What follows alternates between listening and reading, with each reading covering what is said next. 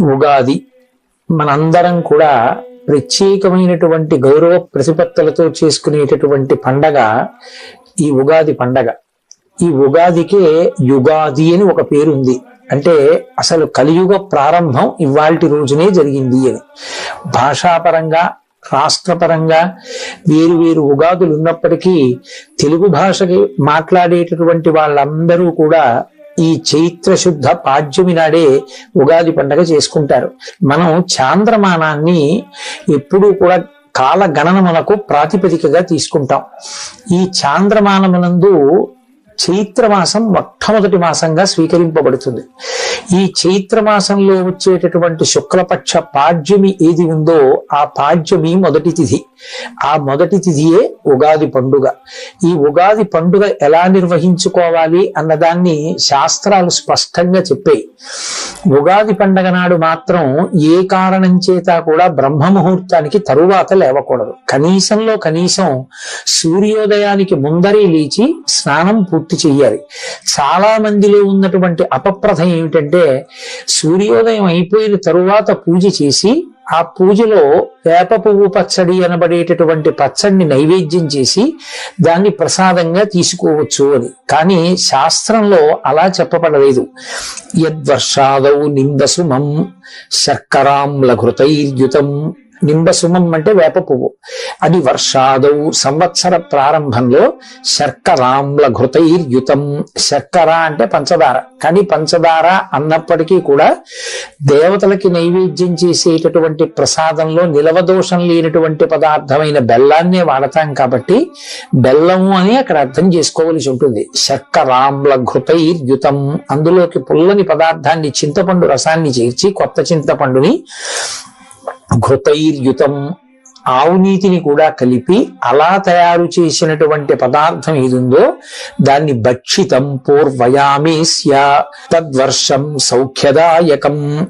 దాన్ని ఎప్పుడు తినాలని చెప్పారంటే పూర్వయామమునందు తినాలి అని. పూర్వయామమునందు అంటే సూర్యోదయాత్ పూర్వమే తినాలి. సూర్యోదయాత్ పూర్వం ఆ పచ్చడి తినాలి అంటే అది భగవంతుడికి నివేదన జరిగి ఉండాలి కదా. భగవంతుడికి నివేదన జరిగి ఉండాలి అంటే పూజ పూర్తయి ఉండాలి కదా. పూజ పూర్తయి ఉండాలి అంటే స్నానం పూర్తి అవ్వాలి కదా. అంటే ఉగాది పండగ నాడు స్నానం అనేటటువంటిది బ్రహ్మ ముహూర్తంలో చెయ్యాలి. ఆ బ్రహ్మ ముహూర్తంలో స్నానం చేసే ముందు ఒళ్ళంతటికీ కూడా తైలాన్ని అలదుకుంటారు. తైలే లక్ష్మీ. ఉగాది పండగ నాడు బ్రహ్మ ముహూర్తంలో ఒంటికి తైలాన్ని అలదుకుంటే ఆ తైలమునందు మహాలక్ష్మి ప్రవేశించి ఉంటుంది. ఆ కారణం చేత అలక్ష్మి తొలగుతుంది. జలే గంగా. సూర్యోదయం వరకు కూడా ఎక్కడెక్కడ నీరు ఉన్నా నీటిని గంగ ఆవహించి ఉంటుంది. తలస్నానం శరీరానికి తైలమర్దనం చేసుకుని భక్షితం పూర్వయామేస్య. బ్రహ్మ ముహూర్తంలో స్నానం చేసి వెంటనే ఈశ్వరుణ్ణి ఆరాధన చేసి ఉగాది పచ్చడి అని పిలువబడేటటువంటి వేప పువ్వు, దానితో పాటుగా బెల్లం ముక్క, చింతపండు పులుసు, ఆవు నెయ్యి కలపబడినటువంటి పదార్థాన్ని ఈశ్వరుడికి నివేదన చేసి దాన్ని ప్రసాదంగా ఎవరు తీసుకుంటారో వారికి తద్వర్షం సౌఖ్యదాయకం. వారికి ఆ సంవత్సరం అంతా కూడా సౌఖ్యదాయకమై ఉంటుంది అన్నది శాస్త్రవచనం. ఇక్కడ ఒక విషయాన్ని అర్థం చేసుకోవలసి ఉంటుంది. ప్రధానమైన పదార్థం ఏది అంటే నింబసుమం. వేప పువ్వే ప్రధానమైనటువంటిదై ఉంటుంది. ఆ వేప పువ్వు ప్రధానంగా తీసుకుంటే ఏమొస్తుంది అన్నారు. శతాయుర్వజ్రదేహాయ. 100 సంవత్సరములు జీవించగలిగినటువంటి లక్షణం. కేవలం 100 సంవత్సరములు ఆయుర్దాయంతో ఉండి ఏ మంచానో పడి ఉంటే ఉపయోగం ఏముంది? కాబట్టి వజ్రదేహాయ. ఆరోగ్యంతో ఉండి తాను ఏ సంకల్పం చేశాడో ఏ కార్యం చెయ్యాలనుకుంటున్నాడో అటు భగవత్పరమైనటువంటి సమాజ అభ్యుదయము కొరకు చెయ్యాలనుకున్నటువంటి కార్యములను చేయగలిగినటువంటి సమర్థత శరీరమునందు నిలబడి దాని వలన వజ్రదేహాయ సర్వసంపత్ ప్రదాయచ. ఆ వేప పువ్వు సమస్తమైనటువంటి సంపదలను ఇవ్వగలిగినటువంటిదై ఉంటుంది. దానితో పాటుగా అది అరిష్ట నివారాయ. అరిష్టములను నివారిస్తుంది. భక్షితం నింబదళం అని ఆ నింబదళాన్ని నింబ పుష్పాన్ని తీసుకుంటారు. ఈ నింబ అన్న మాటకి ఇంత ప్రఖ్యాతి, వేప పువ్వుకి ఎందుకు ఇంత గొప్పతనం వచ్చింది అని పరిశీలనం చేసినప్పుడు మనకు ఒక విషయం అవగతం అవుతుంది. అమరకోశంలో నింబ అన్న మాటని మహానుభావుడు వ్యాఖ్యానం చేశాడు. నింబ అన్న మాటకు అర్థం ఏమిటంటే ఆరోగ్యం నయతీతి నింబ. వేప పువ్వు తిన్నట్లయితే ఆరోగ్యము నిలబడుతుంది. ఆరోగ్యము నిలబడడానికి చైత్రమాసంలోనే వేప పువ్వు రావడం, చైత్రమాసంలో మొట్టమొదటి తిథి అయినటువంటి ఉగాది నాడే వేప పువ్వు పచ్చడి తినడం, దీని వెనక ఉన్న మర్మం ఏమిటి అంటే యమధర్మరాజు గారి యొక్క దంష్టలు కోరలు 2 ఋతువులలో బయటికి వస్తాయి. అవే వసంత శారదానేవా, వసంత ఋతువు, శరత్కాలము, శరదృతువు. ఈ 2 ఋతువుల యందు యమధర్మరాజు గారు ఒక్కొక్క కోర బయట పెడతాట. అది వసంత ఋతువులో చైత్ర శుద్ధ పాడ్యమి నాడు ఆ కోర బయటికి రావడం మొదలవుతుంది కాబట్టే వడగాట్పులు మొదలైనటువంటి వాటిల్లో జనం విశేషంగా పడిపోతారు. అలా పడిపోకుండా యమధర్మరాజు గారి పాశములకు చిక్కకుండా శరీరమునందు ఆరోగ్యం నిలబెట్టగలిగినటువంటి అనుగ్రహ శక్తిగా పరదేవతయే వేప పువ్వుగా ఆ కాలమునందు పరిఢవిల్లుతుంది అని శాస్త్రవాక్యం. శారదా నవరాత్రుల్లోనూ అమ్మవారికే పూజ, అలాగే వసంత ఋతువులోనూ లలితాపరా భట్టారికా స్వరూపానికే పూజ. ఈ 2 ఋతువుల్లోనూ అమ్మవారిని పూజ చేస్తే అమ్మవారి అనుగ్రహమే వేప చెట్లకి ఆ సమయంలో పువ్వుగా వచ్చి ఆ పువ్వుని ఈ పదార్థాలతో కలిపి అది ఏ సమయంలో తినాలో ఆ సమయంలో తినాలి. అనారోగ్యంతో ఉన్నటువంటి వ్యక్తి వైద్యుడి దగ్గరికి వెడితే ఏదో ప్రొద్దున్న 1 మాత్ర, మధ్యాహ్నం 1 మాత్ర, రాత్రి 1 మాత్ర వేసుకోండి అంటాడు. 7 రోజులు ఒక్కొక్క రోజు 3 మాత్రలు వేసుకోమన్నారు. 7 రోజులవి కలిపి 7 3 21 ఒక్కసారి వేసుకుంటే తగ్గిపోదా అని వేసుకోం కదా. అలాగే ఆయన చెప్పినట్లు వేసుకున్నట్లే శాస్త్రకారుడు చెప్పినట్టే ఆ ప్రసాదాన్ని తీసుకోవాలి. అందుకే భక్షితం పూర్వయామేస్య, ఎవరు బ్రహ్మ ముహూర్తంలో స్నానం చేసి వేప పువ్వు పచ్చడి తింటారో ఈశ్వర ప్రసాదంగా, అటువంటి వారందరికీ కూడా పరదేవతానుగ్రహంగా ఆరోగ్యము సిద్ధిస్తుంది. ఆరోగ్యము అంటే యమధర్మరాజు గారి యొక్క కోర బయటికి వచ్చిన కారణం చేత విస్తరించినటువంటి ఉపద్రవ స్వరూపమైనటువంటి భయంకరమైన వ్యాధులను తట్టుకోగలిగినటువంటి శక్తి వస్తుంది. అందుకే సాధారణంగా చైత్రమాసం నుంచి లోకంలో అతిసార వ్యాధి వంటి వ్యాధులు ప్రబలిపోతాయి. అవన్నీ అంటు వ్యాధులు, కళ్ళకలకలు రావడం, అతిసార వ్యాధి రావడం, అమ్మవారు అన్న పేరుతోటి చర్మ సంబంధమైనటువంటి వ్యాధులు రావడం, ఒంటి మీద మచ్చలు పైకి తేలడం, ఇవన్నీ అంటువ్యాధులై చాలా తేలిగ్గా ఒకరి నుంచి ఒకరికి సంక్రమించడం జరుగుతూ ఉంటుంది. వీటికి నివారణగా శాస్త్రం ఏం చెప్పిందంటే, కార్తీక మాసంలో శరత్కాలం నడుస్తున్నప్పుడు ఉసిరి చెట్టుని ఆశ్రయించి ఉంటుంది. అదే వసంత ఋతువు ప్రారంభమైనప్పుడు చైత్రమాసంలో వేప పువ్వుని ఆశ్రయించి ఉంటుంది. వేప పువ్వుగా అమ్మవారు ఉంటుంది. అందుకే ఆ ప్రసాదాన్ని స్వీకరిస్తాం, దేహారోగ్యం నిలబడుతుంది. సాధారణంగా చైత్రమాసం నుంచి లోకంలో అతిసార వ్యాధి వంటి వ్యాధులు ప్రబలిపోతాయి. అవన్నీ అంటు వ్యాధులు, కళ్ళకలకలు రావడం, అతిసార వ్యాధి రావడం, అమ్మవారు అన్న పేరుతోటి చర్మ సంబంధమైనటువంటి వ్యాధులు రావడం, ఒంటి మీద మచ్చలు పైకి తేలడం, ఇవన్నీ అంటువ్యాధులై చాలా తేలిగ్గా ఒకరి నుంచి ఒకరికి సంక్రమించడం జరుగుతూ ఉంటుంది. వీటికి నివారణగా శాస్త్రం ఏం చెప్పిందంటే, కార్తీక మాసంలో శరత్కాలం నడుస్తున్నప్పుడు ఉసిరి చెట్టుని ఆశ్రయించి ఉంటుంది. అదే వసంత ఋతువు ప్రారంభమైనప్పుడు చైత్రమాసంలో వేప పువ్వుని ఆశ్రయించి ఉంటుంది. వేప పువ్వుగా అమ్మవారు ఉంటుంది. అందుకే ఆ ప్రసాదాన్ని స్వీకరిస్తాం, దేహారోగ్యం నిలబడుతుంది. ఇక 2, అటువంటి ప్రసాదాన్ని స్వీకరించినప్పుడు అందులో షడ్రుచులు కలగలిసిపోయి ఉంటాయి. జీవితం అనేటటువంటిది కేవలం సుఖాలు, కేవలం దుఃఖాలు అనుభవించడానికి వచ్చింది కాదు. కేవలం సుఖాలు అనుభవించాలి అంటే ఇక్కడ ఉండరు, దేవతగా ఉంటారు. కేవలం దుఃఖమే అనుభవించాలి అంటే ఇక్కడ ఉండరు, ఏ మర్త్యలోకంలోనూ ఉంటారు. సుఖము దుఃఖము 2 కూడా అనుభవించాలి అంటే మనుష్య శరీరంలోకి వస్తాడు. సుఖ దుఃఖములు రెండూ అనుభవిస్తున్నప్పుడు ఒకసారి పొంగు ఒకసారి కుంగు రాకుండా తుల్య నిందా స్తుతిర్మౌని సంతుష్టో ఏనకేనచిత్ అనికేత స్థిరమతి భక్తిమాన్ మే ప్రియో నరః అంటాడు గీతాచార్యుడు. సమమైనటువంటి స్థితిలో ఉండి పొంగు కుంగు లేకుండా ఏదైనా భగవంతుని యొక్క అనుగ్రహంగా అనుభవించగలిగినటువంటి అధ్యవసాయంతో కూడిన బుద్ధిని పొంది ఉండాలి అంటే ఈ రుచులతో కూడిన ప్రసాదాన్ని భగవంతుని యొక్క అనుగ్రహంగా తీసుకున్నప్పుడు అందులో రుచి చూడం, ప్రసాదం అని దాన్ని నోట్లో వేసుకుంటాం.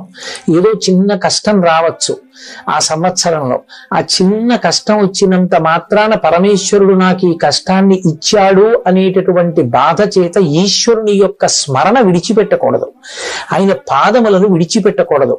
ఆ భక్తి అలాగే నిలబడి ఉండాలి. ఏ జన్మలో చేసిన పాపమో ఈ కష్టం రూపంతో పోయింది కాబట్టి ఇప్పుడు ఒక అనుభవం వచ్చింది నాకు, ఆయన పాదముల యందు విస్మృతి కలగనంత కాలం మనం హాయిగా పరమేశ్వరుడి చేత నిరంతరము రక్షింపబడుతుంటాం. అదిగో ఆ బుద్ధి కలగాలి అని కోరుకోవడమే ఆ ప్రసాదం స్వీకరించడంలో ఉన్నటువంటి ప్రధానమైనటువంటి మర్మం. ఇప్పుడు ఆ ప్రసాదాన్ని స్వీకరించి ఆ రోజున తప్పకుండా దేవాలయ దర్శనం చెయ్యమని చెప్తున్నాయి శాస్త్రాలు. కాబట్టి ఆ దేవాలయ ప్రాంగణానికి చేరుకుని ప్రదక్షిణం చేసి పరమేశ్వరుడికి నమస్కరించి ఆయన యొక్క అనుగ్రహానికి పాత్రులు కావాలి. 3 పంచాంగ శ్రవణం చేస్తారు. పంచాంగము అంటే 5 అంగములతో కూడుకున్నది అని. తిథి, వారము, నక్షత్రము, కరణము, యోగము అనబడేటటువంటి 5 అంగములు కలిగినది కాబట్టి దానిని పంచాంగము అని పిలుస్తారు. ఇంగ్లీష్ క్యాలెండర్ ఉందనుకోండి, ఏదో ఒక డేట్ మాత్రమే ఉంటుంది. ఆ డేట్ ఒక్కటి చూసి ఈ పని చెయ్యాలా ఈ పని చేయకూడదా అంటే ఏం తెలుస్తుంది? ఏం తెలియదు. కానీ సనాతన ధర్మమునందు జ్యోతిష శాస్త్రము వేదమునకు ఉపాంగము. అది విరాట్ పురుషుడికి నేత్రస్థానమై ఉంటుంది. జ్యోతిషము కన్ను కనుక రాబో కాలంలో జరగబోయేటటువంటి విశేషాల్ని, గ్రహముల యొక్క కదలికలని లెక్క కట్టడానికి అనువైనటువంటి ప్రజ్ఞని సంతరింపచేశారు భారతీయ ఋషులు. అందుకే గ్రహణం ఎప్పుడు వస్తుందో, ఎన్ని గంటలకు పట్టుకుంటుందో, మధ్యకాలం ఏదో, దట్టంగా ఎప్పుడు ఉంటుందో, ఎప్పుడు విడిచిపెడుతుందో కూడా పంచాంగ కర్తలు నిర్ణయం చేయగలుగుతున్నారు. అంటే ఇతర దేశాల్లో ఈ గ్రహణం గురించి పరిశోధనలు జరిగే నాటికే మన భారతీయ ఋషులు పంచాంగాలలో గ్రహణాన్ని లెక్క కట్టగలిగారు అంటే వారి దార్శనికత అర్థం చేసుకోవచ్చు. లెక్క కట్టి మనకి చెప్తారు. ఆ లెక్క కట్టి చెప్పినప్పుడు తప్పకుండా వెళ్ళి ఉగాది నాడు పంచాంగ శ్రవణం చెయ్యాలి. ఉగాది పండగ వచ్చే పర్యంతము కొత్త పంచాంగాన్ని చదవకూడదు. ఏదో ముహూర్తాదులు పెట్టేటటువంటి పండితులు తప్ప సామాన్యులు పంచాంగాన్ని చదవకూడదు. ఒక్క ఉగాది నాడు తను పంచాంగం చదువుకోవడం కాదు, పంచాంగ శ్రవణం చెయ్యాలి. పంచాంగ పఠనము జ్యోతిష శాస్త్రమునందు విజ్ఞానము కలిగినటువంటి పెద్దలు దేవాలయ ప్రాంగణంలో చేస్తారు. అక్కడికి వెళ్ళి కూర్చుని వింటారు. పంచాంగము అంటే తిథి, వారము, నక్షత్రము, కరణము, యోగము అని మనవి చేశారు. తిథి అంటే కేవలం తేదీ కాదు. మనకి శుక్లపక్షమునందు 15, కృష్ణపక్షమునందు 15 తిథులుంటాయి. పాడ్యము నుండి మొదలుపెట్టి పౌర్ణమి, అమావాస్య వరకు. ఆయా తిథులకు మళ్ళీ ఒక లక్షణం ఉంటుంది. శుక్లపక్షంలో వచ్చేటటువంటి తిథులలో ఏ తిథి నాడు ఏ పని చెయ్యవచ్చు, ఏ పని చెయ్యకూడదు. ఆ పని ఆ తిథి నాడు చేస్తే ఆ తిథికి ఒక అధిష్టాన దైవం ఉంటారు. ఆ అధిష్టాన దైవము యొక్క అనుగ్రహము కలిసి వస్తే ఆ పని చక్కగా పూర్తవుతుంది. పురుష ప్రయత్నానికి ఈశ్వరానుగ్రహం తోడుగా రావాలి. కచ్చిత్ పురుషకారంచ దైవంచ పరిపశ్యతే అంటుంది సీతమ్మ తల్లి. ఈ పురుషకారానికి ప్రయత్నానికి పక్కన ఈ ఈశ్వరుని యొక్క అనుగ్రహం కూడా కలుగుతోందా? ఆ రెండు కలిస్తేనే కదా రాముడు గెలుస్తాడు అంటుంది. అందుకని ఈశ్వరుడి కృప ఏ తిథి నాడు మనకి బాగా ప్రసరించడానికి అవకాశం ఉందో తెలుసుకుని మంచి పని చేయడానికి తిథులు వినాలి. 2 వారము. వారము ఏ రోజు సూర్యోదయానికి ఏ హోర ఉందో ఆ హోర పేరు మీదే ఆ వారం ఉంటుంది. ఆదివారం సూర్యోదయ కాలానికి సూర్య సంబంధమైన హోర నడుస్తుంది.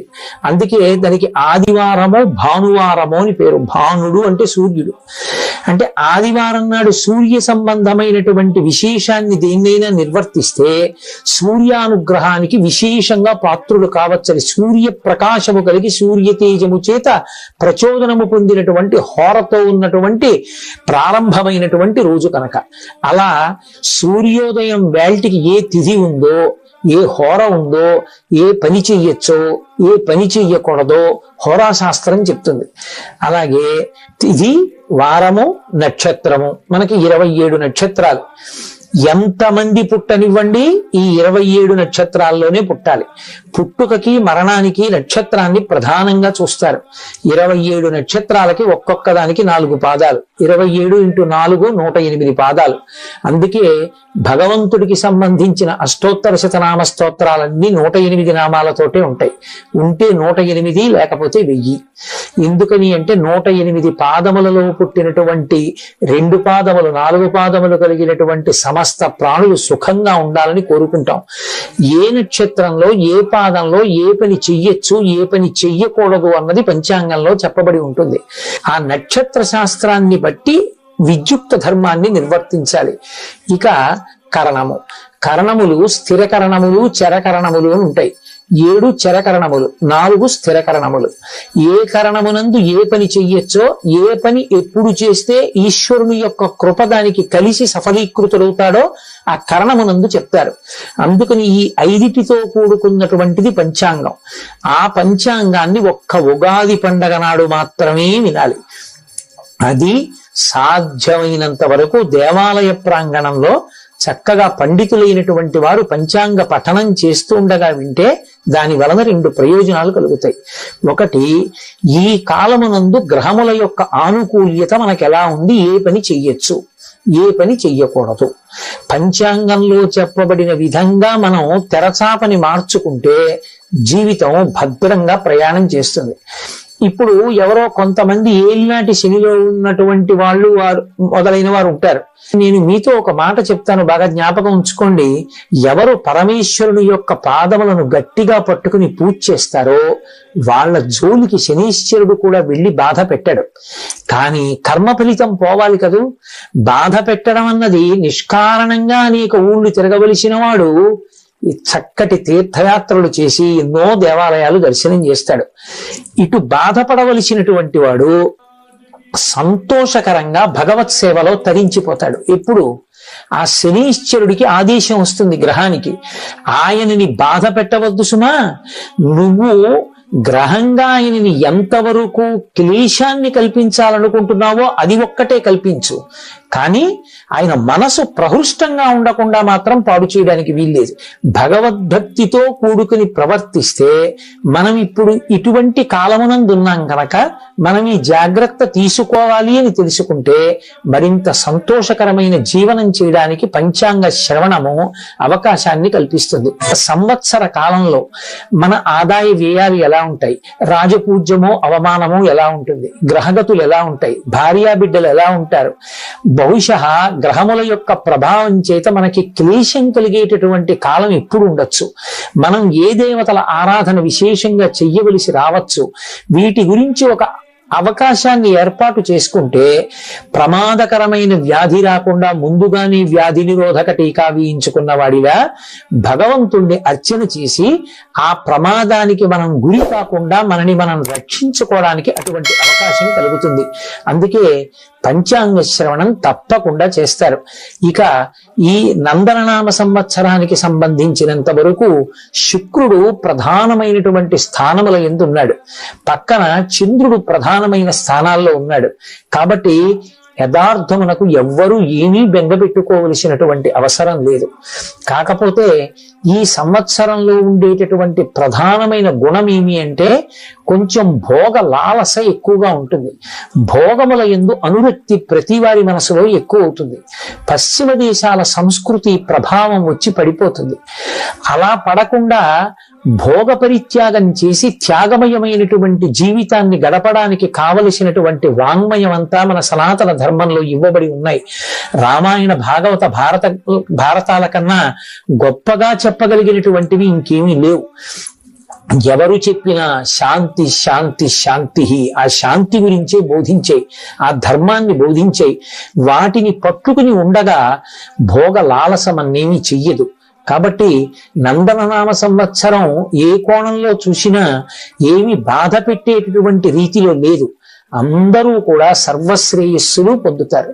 కావలసింది ప్రధానమైన దాన్ని పట్టుకోవడంలో మాత్రం వైక్లభ్యాన్ని పొందకూడదు.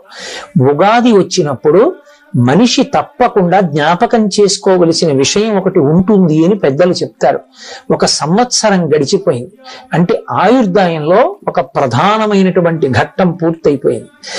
కాలము మాత్రం ఇంకా తిరిగి రాదు.